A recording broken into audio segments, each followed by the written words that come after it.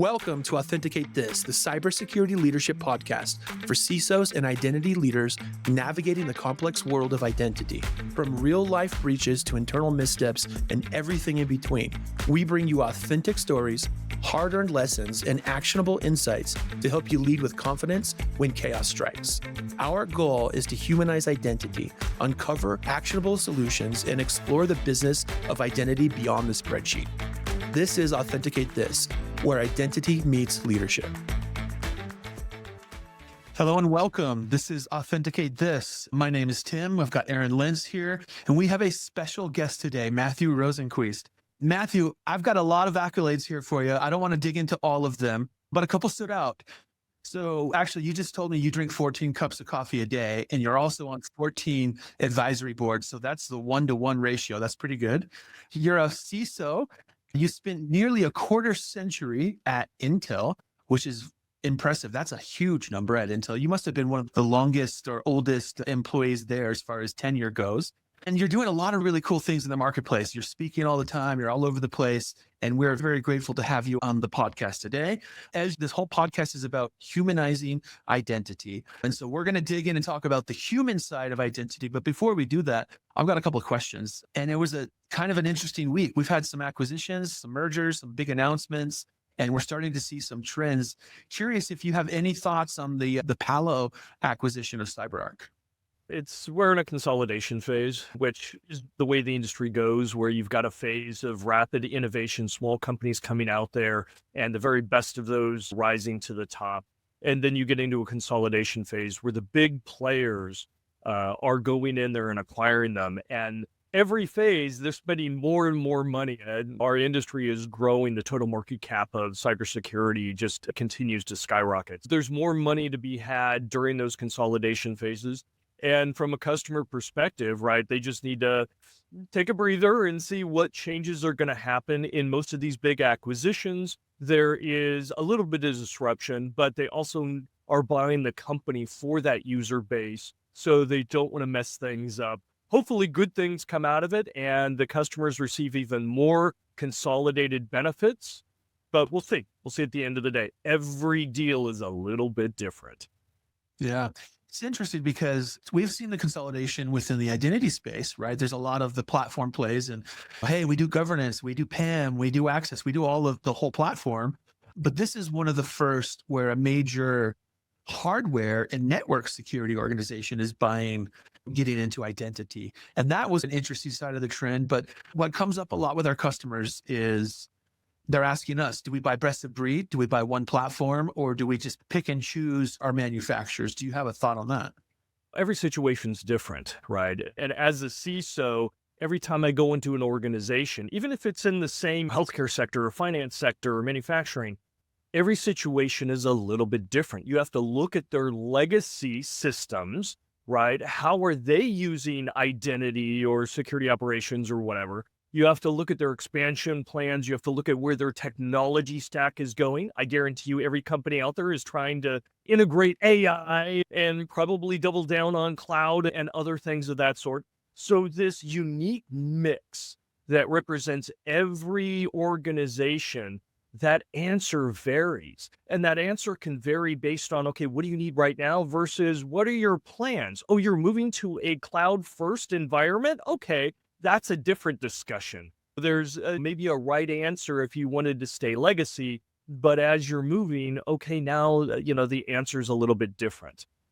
So it really all depends on what those objectives are. And that's the first thing, right? Is working with the customer. Hey, what are your goals? What are your business goals? What are your security goals?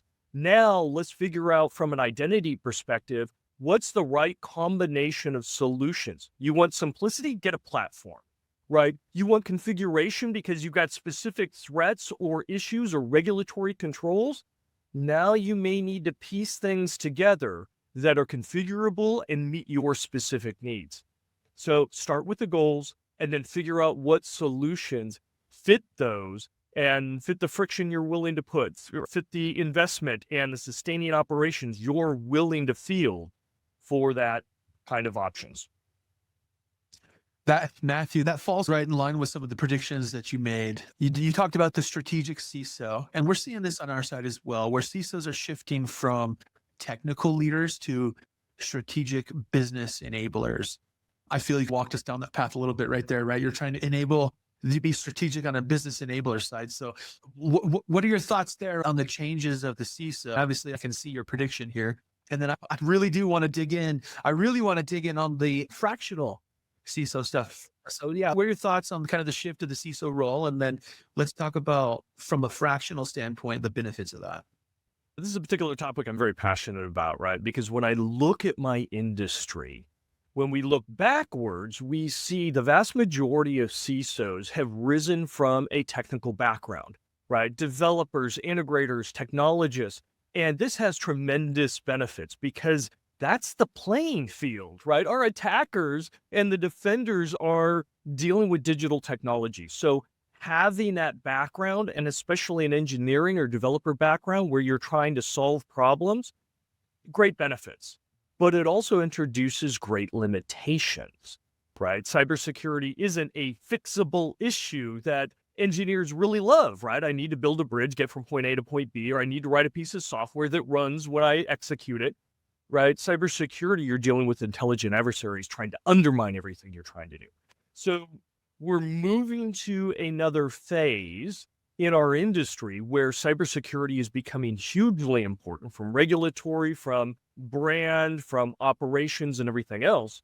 And the CISO has been elevated from way down underneath the CIO, right, within IT, to come up to the big boys and girls tables, right? And even speaking with the board and being a C-suite officer. So the expectations rise as well. But when you bring a technologist into those discussions, talking about kind of an ambiguous environment where you don't have real solid metrics and things of that sort, it becomes much more difficult. So there is a cliff for those that we're approaching, for all those technology-oriented cybersecurity leaders, that if they don't transform into being a technical security leader to becoming a business risk leader, right, they're not going to survive. The next generation of CISOs have to be able to sit down with the C-suite, with their peers, be able to communicate what is the value, and step forward to target business value, not just protecting against bad things that might or might not happen, or meeting regulatory controls. When you're at the C-suite table, you have to be able to talk about how you're helping the business, the bottom line, revenue and margins, average selling price, market share. You have to transform cybersecurity into a business value that contributes to the bottom line. And a lot of the technology-oriented people, we talk alerts and risks and attacks and things of that.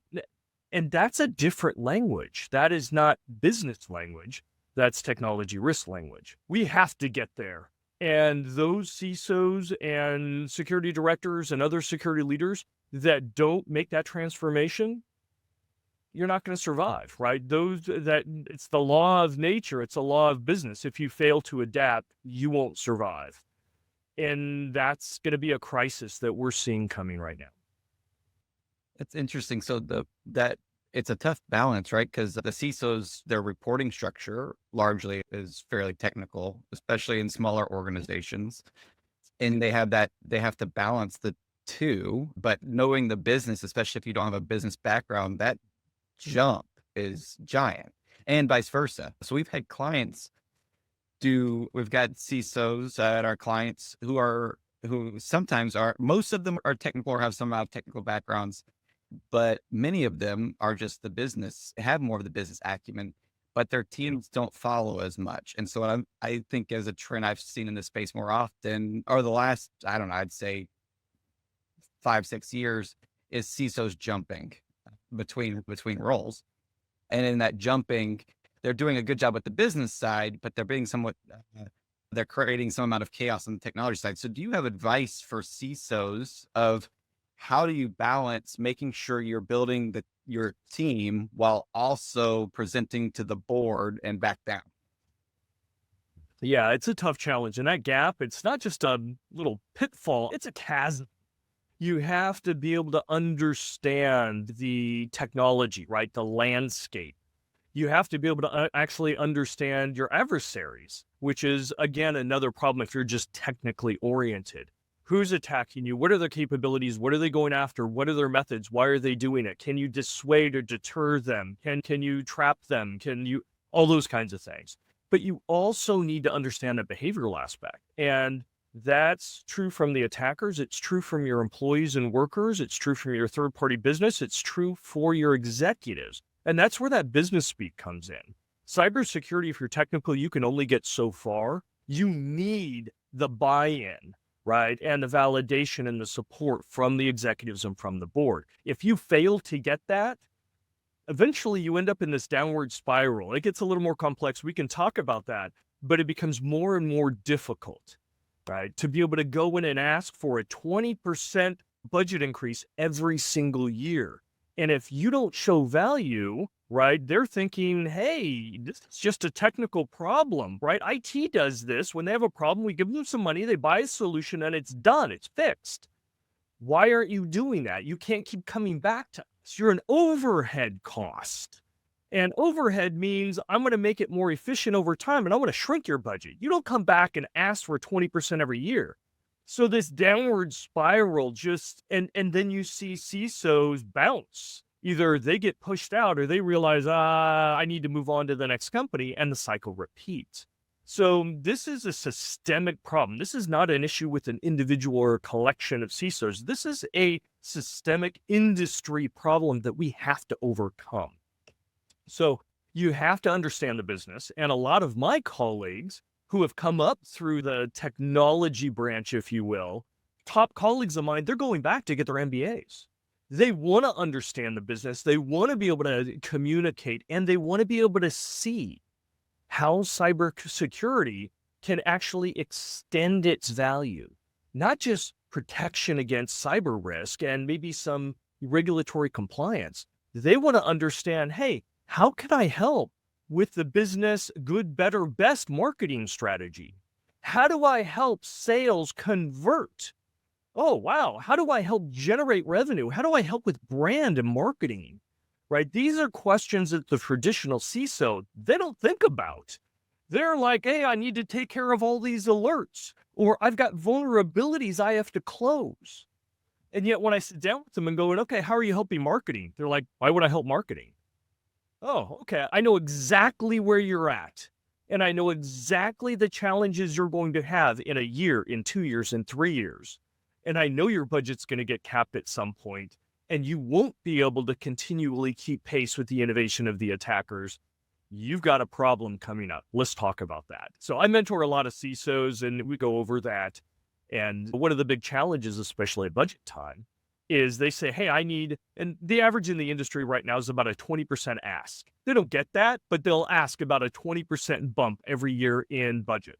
And there's legitimate reasons for it, right? The attackers evolve, new technology, all this cool stuff, right? But the problem is when they go in to ask for budget, and the budget is finite, right? The CEO has to divvy that up. It's a zero-sum game. And they ask, I need 20%. And they ask, why? I need to protect against risk. We didn't get attacked yesterday. Why? Let's just keep it the same. It seems to be working fine. Whereas the profit centers can come in and say, no, give me 20% increase. I'll use that for marketing and sales. I'll increase our revenue.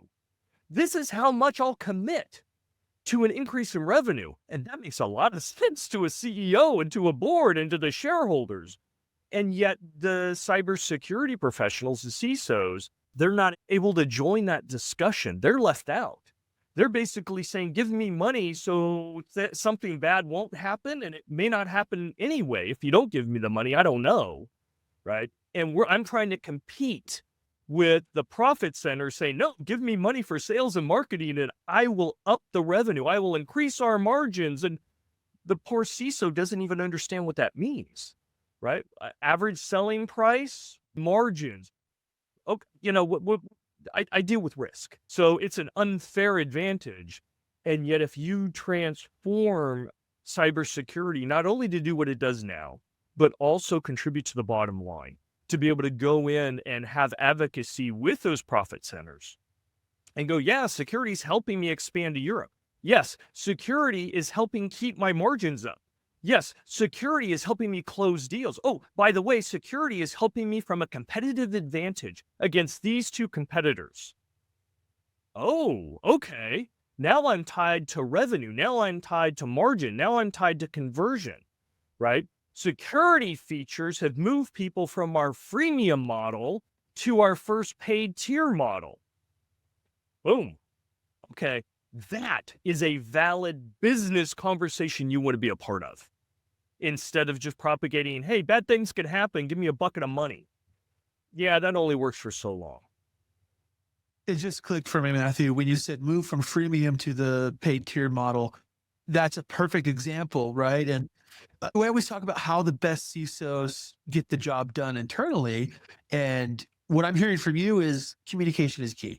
Communication is number one. You can understand all the tech, you can understand the business value, but if you can't communicate that value internally and get people motivated and excited to get behind that project, you're not going to be successful. Are you seeing the same from a fractional standpoint? Obviously, a smaller, medium business is more of a target, but I got to imagine the value's probably even bigger there. It is, and it's a higher mountain to climb, to be perfectly honest. So fractional CISOs, and I'm a fractional CISO as well, targets small and medium businesses, which unfortunately have been abandoned by my industry, right? They don't have the money. They don't feel necessarily the need until something bad happens or they become very fearful. So a fractional CISO can come in at a much lower price point because you're only using them for a small amount of time. But a lot of these organizations, they have a very monolithic view of cybersecurity. And it often, oh, we just need a firewall. Really? That's okay. Wait, let's discuss what you actually need, right? What are you worried about? What are you trying to accomplish? And so you have to start at a little bit lower level. And in many cases, dispel a lot of preconceptions that are not helping them. And so there becomes a training phase to explore and figure out what do they really need, because they do have a much lower budget, but they do want to protect themselves, which I want to encourage. They need to, because they're being targeted because they don't have protection. The fractional CISO market is really geared to help those organizations. There's a little bit more hand-holding. And unfortunately, when I'm working with a small, I don't have $1 million budget or $100 million budget or $1 billion budget as larger companies have to spend on cybersecurity projects. So it's about fine tuning it. And whether it is a small business, a medium business, or even a Fortune 10 or Fortune 100 company, it's this same dilemma. It's a matter of optimizing the balance between what you're willing to spend, right, your budget, the friction you're willing to introduce, because there's always friction with security, right? We're going to introduce that. And the acceptable residual risk that you're willing to accept. And this is the squeeze the bubble exercise. If you don't want to spend a lot of money, you're probably going to have to accept a lot of risk, right? If you're okay with a lot of friction, well, great. I can probably reduce the spending and reduce the risk. And so it's about squeezing that bubble, but at a smaller scale for a smaller medium business. And that becomes challenging, right? But also very helpful, because they tend to have very little or ineffective security. So even adding a little bit can bring them up several tiers, especially as compared to the other potential targets. Makes them less attractive. Yeah. Love that. Love that. I was just thinking about some of what you were saying about with these smaller SMBs. Like a lot of times it's like I build homes, or I do this doesn't apply in the same way, but then there's also smaller banks and things too. And I like what you were saying earlier about marketing and using them as an ally, and that the most damning thing for marketing is some kind of a breach, right? And so where do you build, when you're talking into these smaller organizations, where do you look to build the allies in that organization to help build it versus, hey, I just need to install this, or just this one sort of micro change makes a big difference. But it really is, how do I get people to adopt these adjustments? Yeah, it's got to start with what's the organization's primary goals. That is the number one place you start. If it's to generate revenue, great. That's going to lead me down the next discussion. Okay, what are your primary revenue streams? What business groups, right, are leading that? Because that's going to be what's most important to you. Okay, let's say I've got a primary product, right, or a service I offer. So it's this group that brings in 80% of my revenue. Okay, revenue is your primary goal. This group is the primary driver behind it. Let me go figure out what they do. What market do they play in? What are their competitors? What are the risks? If it's a service, for example, availability might be really important to them, right? If they're dealing with sensitive data, confidentiality of that data and probably some level of regulation is really important to them. So we can start looking at that to go, okay, let's start at the baseline regulatory controls. Is there something there? Let's start with security controls for availability, confidentiality, and integrity. Okay, let's look there. Then we can look into the marketplace, right? Are your primary competitors, do they market security? If you go onto their web pages, do they have security certifications that you don't? Do they talk about security in their marketing and their white papers and all their other stuff, and you don't, right? Okay, maybe there's a competitive advantage play here. And it could just be we've got a really strong and secure infrastructure, right? Yeah. I'm SOC 2 certified. Not that means that, but yes. So, maybe what you're doing already, it's just a matter of communicating what you do. And now you can be more competitive. Okay. We can then look beyond that and go, okay, for this service that you offer, does it make sense to start developing security features that the end user would appreciate that actually give you a competitive advantage versus competitive parity? Okay, let's at least discuss that. Now I'm going to sit down with that business group and we're going to talk about all these things. How can I help you sell more? And that's what I'm going to lead in with, especially with a profit center group. Hey, I'm going to protect you from bad things. Yep, I could use your help on that, by the way, right? But what I'm really interested in is, how can I expand your market share, your share market, right? How can I help with your margins? How can I help with your conversion? How do I make you more competitive against these three competitors? Yes, I know who your competitors are, by the way, right? I'm the security guy, but I know who your three top competitors are. I thought you were just the security. Yes. Love that. I'm here to help your business, right? Let me help you generate more revenue. Oh, now you have my attention. I thought you were just going to come in and say, my people have to take security training. Yeah, they do. We're going to get to that. But I'm going to hook you first with helping you be successful because you generate 80% of the revenue. Revenue is the primary goal. Okay, well, let's start having that narrative, right? We'll get to the other stuff. We'll get to the security policies, the dry stuff, and the security training, and oh, guess what? You're now going to have to do MFA, and these are the reasons why. But we're also going to have that conversation about value and how cybersecurity can be of value to your goal. I like that. That's where we're going to start. So just to summarize a little bit for our audience, so your steps there. First, the most important thing that I kind of am hearing about this is that any good team requires that every member understands what the other members are doing. As a CISO, you're not just sitting there. So it sounds like your kind of workflow is understand the primary goals of the business, and then plus that with who is involved against those primary goals, and then what hurdles and needs does that group have? What's the primary competition? And that equates to a set of priorities that you can analyze against the values of back against those primary goals. And then you've got your solution. I'm oversimplifying it, but that's the engagement piece of it. There's a whole bunch of other security risk things, risk analysis, understand who's attacking, understanding the infrastructure, technology infrastructure, all those other things happen at the same time. Otherwise, I can't come in and provide very clear communication on the risks, on the benefits, what we really need to prioritize. So there's a lot of other things as well that go on in parallel. But I think you've nailed it when it comes to the engagement with the other C-suite partners. And they need to be partners. They can't be standoff. They can't be apathetic. They have to see the value that I bring to them. That's what teamwork is, right? I'm bringing value. You're bringing value. Tim's bringing value. We have to understand, and the aggregation of that value is better together than it is independently. That's what a team is. We've gone down an interesting path. I really am enjoying this. I'm curious about, Matthew, is a lot of our salespeople in the identity space, sell business value when we're talking CIAM, the customer identity access management side, right? And because it's a tool that's directed towards the end user and is usually acquired and run by a separate team, we sell that value. But I'm hearing the security business value, not just in CIAM, I'm hearing it everywhere. Oh, it has to be. Yes. Yeah. And that leads me to the next question on the predictions. One of your predictions for the year was the bridging the cybersecurity talent gap.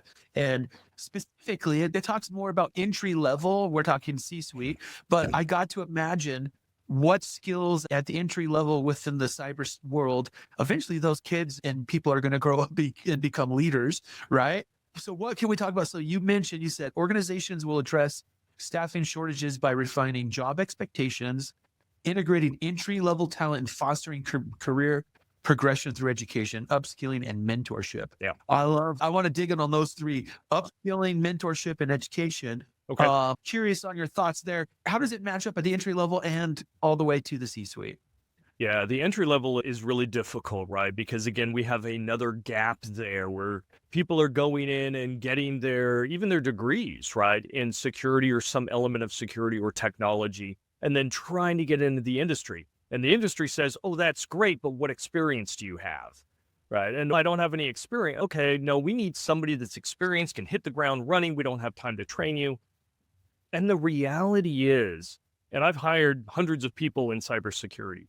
The reality is every time you hire someone new, you start training them, no matter how experienced they are, because you have to train them in your specific tools. And even if they know that tool, now you have to train them in your specific configurations and then your specific policies, right? So there's always a level of training. The industry says, I can't find enough qualified people on one side, and we have a lot of recs out there, open recs. And on the other side, we have a whole bunch of great entry-level people that want to learn, that are hungry and motivated, saying, I can't get it in the front door. So we're going to come closer and closer, partially out of desperation, right? And partially out of maturity. We've seen job recs for the past 20 years be outrageous, absolutely outrageous. Okay, entry-level position, and you need to have 6 years of experience. Okay, how does that translate, right? I had somebody saying, hey, it was for a risk assessment. Hey, we need a risk assessment person, and they needed to have 8 years, and they listed all these things, and one of the things was TARA experience for 8 years. 8 years TARA experience. And I reached out to them and said, hey, I'm interested. You wanted threat agent risk assessment TARA experience for 8 years. And they're like, yeah. And I said, are you getting many applicants that have that? Yeah, we're getting a good amount. I said, that's very interesting because it hasn't been out for 8 years. It's only been out for 6 years. And they said, no, you don't understand. No, we're getting applicants. And I said, why don't you go look at that? Because I'm the author of that. I created the methodology. I think I know what I'm talking about. And according to your rec, I wouldn't qualify for that analyst position. And they're like, maybe we need to go take a look. And I'm like, you're just grabbing stuff. You're just making up numbers. So we're seeing a change in that. And there's many good recruiting companies now that are becoming more security savvy. So they're vetting that. And they're going, no, don't ask for that. No, you can't ask for a CISSP and CISM and all these other things for an entry-level person. It doesn't make sense. What are you doing? Right? And so there's tension in the system, and that's driving an evolution of maturity to make the recs a little better. So we've got a better expectation and closing that gap so that we can get entry-level people in who are good, right? They're going to do an outstanding job. Get them in the door for the first time. And then we can get in the cycle of let's upskill them, let's train them, let's get them more education and move them up the ladder to be able to fill these middle management and even senior management positions. Yeah, I love that. So education is obvious. Upskill. What's your definition of upskill? Well, upskilling is, and you can do it through education, but a lot of times upskilling is about experience, right? You may come in as an identity expert, right? And I understand identity tools. Okay, that's great. But to move to that next level, to be able to oversee maybe a risk area or vulnerability management or so forth, you may need technical skills. You may need skills in operations, right? Okay, let's spend some of your time with the Security Operations Center and see what kinds of threats and risks and how they manifest in real time. So it's not just configuring the identity system. Let's look at the back end when somebody's trying to abuse it. What does that look like? Okay, great. I understand that operations skill now. All right, let's up-level your skills, and I'm going to go put you on the crisis response team. So when something bad does successfully happen, how do you recover from that? Who do you bring together? What's the processes there, right? How do you reduce the loss when something bad happens, right? Contain it. Okay, great. And so now you're progressively upskilling them, right? Okay, hey, I've got all these technical skills. Great. I'm going to now have you sit with our product team, right? Let's feel the pain of their customers having to use your identity tools, right? How are you going to reduce the friction to the customers? Oh, and also our third-party vendors that are part of that service. Oh, so I'm going to learn about third-party vendors and what they offer and what our connections there. And oh, I'm going to see it from the end customer perspective. Every time you're up-leveling skills, communication skills, technical skills, awareness, operations, all of those. And in doing so, you're empowering this person to contribute more and to be able to go up that ladder and help in many different areas, right? Now you're positioning them for a leadership role. I like that a lot because it complements something I feel like I learned a while back, which was multiplying experience. So you don't have to have had every experience to know the information. You leverage other experiences and combine the two to be able to predict outcomes or what you need to know, right? So people who've done multiple industry jobs usually do that. It ties, I think, with something else for our audience, which you were talking about earlier, is the business side, understanding the business side. You do your own taxes. When you get a landscaper or some contractor to work on your house or something, what you expect from them, how do you use that same experience to understand at a macro scale of your businesses? So I really like your idea of the up leveling because it complements that multiplying experiences. Something I think for the more junior folks coming into our space or our early entry folks is this prediction I've been seeing around shortages, especially in identity, but of skills in cybersecurity and more so in identity, largely due to there was a prediction saying some 40% of all new hires would be trained by AI in the next couple of years, which is a wild prediction, right? But also something that we could see as a reality. And so the accuracy of that and what is it teaching us? And so if it's not teaching us all of the little things about the technology and all of the soft skills, essentially, that you need to be able to apply that technology, how do we advance us into space? Do we end up being in a spot where we've got Rack F, we still have Rack F, and we need Rack F engineers and architects who don't exist anymore, right? And so my question to you is this idea of up-leveling skills and maybe a potential skill shortage. Do you think that our technology will outpace the need of deprecating old technology? And so the skills are only focused on what the futures looks like. It's going to be more like configuration based versus, oh, we still need to have some of the basics, right? Are we looking at Star Trek where everybody doesn't need to know basic algebra? They've got a computer for that, right? So what are your thoughts on that aspect of skills as we grow in our industry? It's a great topic, right? And we have to understand, especially like the introduction of AI, oh, this is new. When we take that 10,000 foot viewpoint, we see the technology, it's a tool, and it enables us to do more. And it enables us to do deeper things, to be repetitive, to do things faster. AI is exemplary at this. So, for example, if you took a security operations center and you've got level 1 analysts, level 2, level 3, right? We're seeing AI being introduced to help level 1s, for example, filter in alerts. So when I turned on Intel's Security Operations Center, its first SOC, I was its manager. I built it. We had billions of alerts coming in every day. And there's no way. I started out with 33 frontline people. You can't do a billion alerts. But it will help reduce some of that so the first levels can be more effective. It will then help their documentation process. So they don't have to go off and type everything in. It's going to grab that and fill out those tickets and those incident reports. Instead of them having to go out and have command lines and a whole bunch of tools running and look up tools, AI will be able to do that all for you and integrate that in.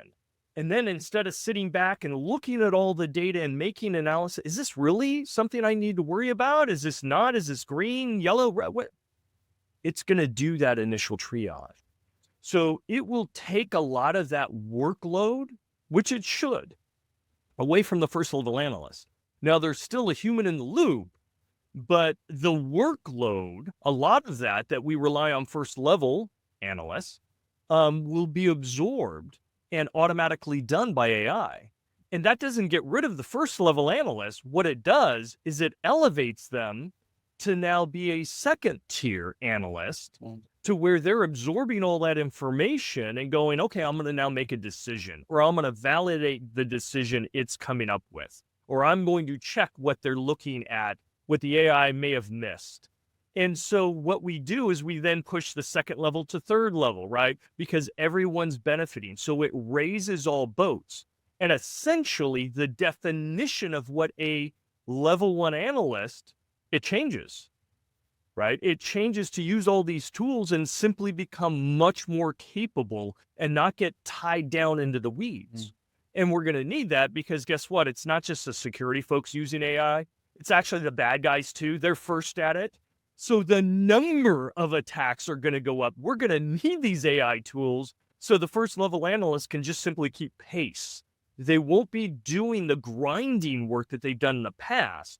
They're going to be more of an intellectual worker, which is great, right? So the tools make us more capable, more powerful, get rid of some of those things, right? If you look back at the introduction of the calculator, does that mean we don't use math anymore? No, but you know what? I don't have to sit down and be proficient at long division.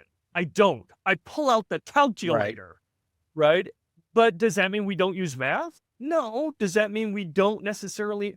There are other tools that will take that burden away from us because I don't want to do long division and calculate out to the 7th decimal place. That will take a long time.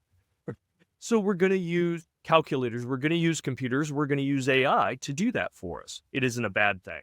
Work still has to get done. It's now at an elevated level, at a faster pace, at a larger scope. And that's what these tools will help us do. I love that. We've gone full circle here on this conversation, but I just want to point a few things out. So we started the conversation of bridging the cybersecurity talent gap and how there's a lack of resources and we're all changing how we work. AI is going to bridge a lot of that gap for us. But as we've always talked about on this podcast, the need for human intelligence is increasing. Everyone's worried about our jobs and jobs in the future, and sure, jobs are going to change. But like you said, Matthew, we are going to become far more proficient because AI is going to help us. But the skills that we need are the human skills. Those are the people who are going to stand out, the ones who have the best human skills, the best collaboration and communication and all of those things. And I love that we've gone full circle. I didn't want to go down AI, but we always have to. We have to go down the AI. Every time I talk, it comes up. It's pervasive. Yeah, it is what it is at this point. But you did mention something back to your predictions, right? AI enhanced cybercrime is on the increase, and it's probably looking like a hockey stick, and it doesn't look like it's going to stop anytime soon. You threw out a number: cybercrime attacks to increase by 30%, with fraud success rate rising by 15%. Yes, those are pretty big numbers. And by the end of the year, when we look back, I may have called it a little short. It may be more than that by the end of the year when we look at the final numbers. The simple fact is the attackers, they maintain the initiative, right? And they dive into disruptive technology much faster, much earlier. And they're fine with using it and having it fail or break, and they just keep iterating. They're fine with failures. Whereas the defense side, we want to embrace it, but we don't have a tolerance for failure. If you're a security provider, you can't just adopt AI and go, okay, it's going to fail a whole bunch of times, right, until we get it right. You can't do that's disruptive. You could cause more harm than good, whereas the attackers can be much more haphazard. So we're seeing there's a window of opportunity essentially for the attackers that they're using AI to be able to scale and make attacks much more efficient. For example, I received a phishing email, and I love them. I love them. I love knowing my attackers. I received one this morning, and it used my name. It looked at my LinkedIn profile and pulled all this in. It looked at some of the podcasts I was recently on and pulled in some of the conversations and said, I love the way you're talking about this topic and how you phrase that and where you're going with these other things. And hey, we'd love to have you as part of our job and this company, and please engage with us and whatnot. And it's from a Gmail account. It's not even from a legitimate and so forth. But it's an AI tool that's writing all of this at scale. So it's agentic in the way that it's going and doing research on me. It's figuring out primary topics. It's looking at my background. It's pulling together a narrative and iterating on it to see if it's going to get a response. And if not, it iterates again, right? And learns and then sends that to me. And that becomes much more compelling. So their success rate, instead of a fraction of a percent, it might be 2%. And that's huge for phishing, right? So it will get better and better using the tools. And if it fails, so what? It iterates and tries again. It will learn from those failures, right? It's not a matter of how many times did I fail. It's how many times am I succeeding. It's a different mentality than security, right? Yeah. AI, that tool set, very powerful, is being leveraged faster by the attackers. So they get that advantage. And that's why we're going to see the bump. We're going to see the bump in attacks. We're going to see a bump specifically in success rate. I think the 15% is the safe number. And mostly for what you just said is I think there was a period of time where many breaches we were afraid of picking up a thumb drive in a parking lot if you took cybersecurity training, right? Rightfully, I've done that attack. Yes. So like that was a good one, but that was where the human fault is finding there. Now it is not about just your internal controls. It is what's happened in Vegas last year and this year, right? There's the ability to compromise organizations lies in individual humans, and AI has been able to support the attack of those humans versus just your network security or individual or identities at mass, right? It is way more pointed at specific humans and human emotion. And so I'm with you. Based on that, I think the fraud goes way up unless we can make all of the humans smarter. And that is I just want to call back what you said earlier. That becomes outside of a CISO's specific jurisdiction because it's not infrastructure that they own. It is the rest of the organization, which you're only going to get them to listen to you if you support them first as allies and running the business. And then maybe then you can talk to them about not picking up the thumb drive. A CISO's role is influential, right? As a CISO of a company, I don't actually deliver the security. It's manifested through other groups and other teams, right? I'm one person. The CISO is influencing not only the security team and IT, the technology teams and the business teams and all of the employees and contractors, but I also have to influence the third-party vendors who have some of our sensitive data or have permissions into our system, right? And even business decisions that the company, hey, we're going to expand out to this nation that steals a lot of intellectual property. Well, wait a second, right? Do you really want to give up the crown jewels here? Let's have those conversations. So it's about influence, and the cognitive and behavioral aspects of risk are very important, right? You can put all the technology you want into place, but if you've got employees that are easily manipulated because of cognitive vulnerabilities and people can manipulate their behaviors, they're going to bypass it. So I'd rather have a security savvy workforce than a stack of firewalls, right? And I've been saying this for 20 years and it still holds true. we have to have technology controls for scalability, but we also have to have behavioral controls because at the beginning and at the end of all of these attacks are people. So if you don't secure those as well and understand those, the way it's woven together, you'll fail. And I know we're running out of time here, and as I wrote some notes because I learned a lot. It's been an incredible conversation, Matthew. So what I think the overall theme that I really saw out of this, though, is there's so many things to be afraid of. There's things like the Palo Alto CyberArk change. There's AI. There's the ability for CISOs to be able to affect meaningful adjustments in their organizations and being more strategic. But what I really see in all of that is those are things to be fearful of, but the only known quantity based on what you're talking through in our industry and the future of our industry is change and consistent change.